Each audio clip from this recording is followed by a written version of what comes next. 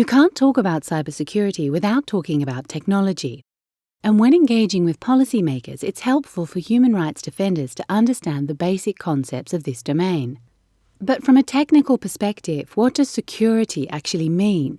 Popular conceptions of cybersecurity often focus on securing information and its underlying infrastructure. Information is the lifeblood of cyberspace. From personal data to high-level state communication, it flows through networks in huge quantities and is stored on devices and data centers. It is subject to voluntary standards, but without a central authority and in a rapidly changing environment, these can be subject to change. In cyberspace, information is digital and intangible, but it relies on an infrastructure which is physical, from cables to servers, routers to satellite connections.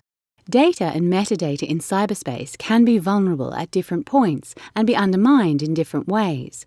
It can be copied, modified, or made inaccessible, or its origin could be faked, a violation of authenticity. Violations of confidentiality, integrity, availability, and authenticity can have different culprits. It might be criminal activity, a deliberate shutdown by a government, or even an accident.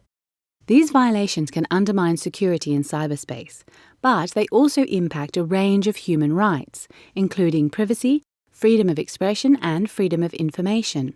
The Border Gateway Protocol, or BGP, illustrates this well. This refers to the set of rules which enables communications between large networks. Despite its central role in the functioning of the Internet, it remains vulnerable to misuse or attack. For example, in 2008, Pakistan's government ordered a local Internet service provider to block YouTube in the country. Its attempts to do so resulted in a global outage of the video sharing website for 2 hours. The ISP did this by exploiting a weakness in the Border Gateway Protocol, so that all traffic trying to get to YouTube went to the ISP instead. As a result, YouTube became unavailable. Vulnerabilities in the BGP routes can also be manipulated to intercept Internet traffic. Man-in-the-middle attacks work by redirecting large quantities of traffic to an unauthorized router. If the data is unencrypted, those controlling the router can then monitor or tamper with it before sending it on its way, without the owner of the data knowing anything has happened. This undermines the principles of integrity and confidentiality. But just as you can undermine these principles, you can also preserve and strengthen them. At the Internet Engineering Task Force, measures are under discussion to address weaknesses in BGP. If finalized, they could help make sure data goes to and originates in the right places and identify whether data is traveling on the right routes. This makes it less likely that traffic will be inadvertently intercepted or blocked, and will help make sure confidentiality, integrity and availability, and the human rights which depend on them, are respected on a technical level. Security can also be built into products and services by design. Apple and WhatsApp's adoption of default end-to-end encryption is a good example.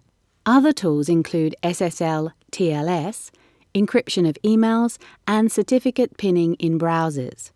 The stakes couldn't be higher. Today, the Internet isn't just a communications network.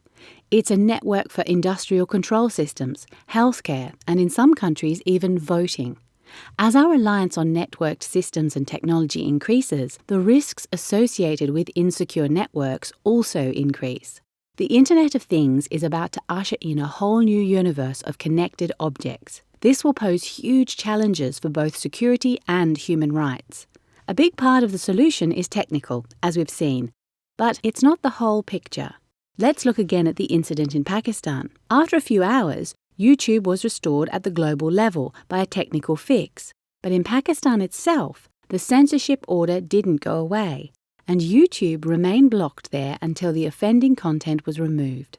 This shows that technical solutions are not enough. Security in cyberspace will only be possible with a holistic approach, which means robust technical measures and standards bolstered by rights-respecting policies and laws, responsible business practices, and education.